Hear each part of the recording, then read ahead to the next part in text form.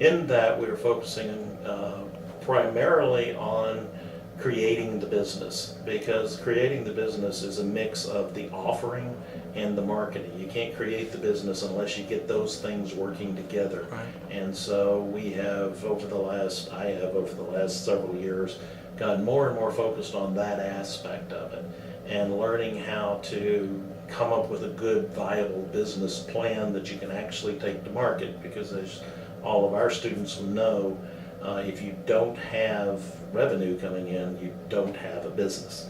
And so it's an extremely critical aspect of the entrepreneurship area.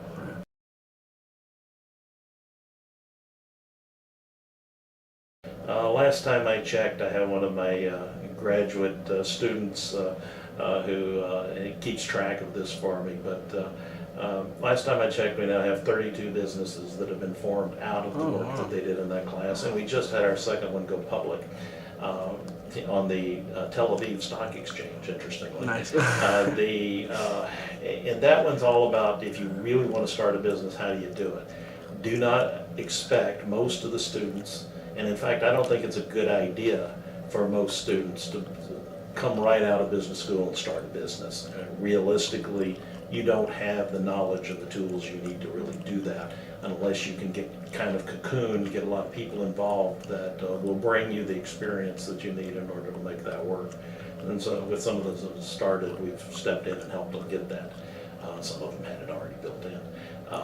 But this is about how you actually do that. Because so many of our students, there will be a very small percentage of our students now who come out of here, go to work for a major company, which most of our students do, and stay there for their careers. Almost all of them will make job changes over the years, and many of them will have career situations come up where going outside and starting their own business or buying a business or franchising or something like that will be the best solution for them from a business life standpoint. So that's what that class is all about.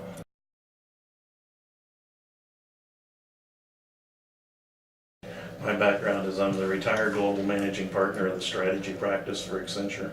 In that role, I basically fixed broken companies. Most of them were Fortune 500 companies and companies of 5 billion up.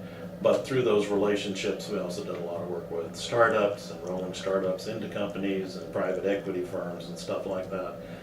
So I have a lot of experience in that area, both big companies and the smaller companies.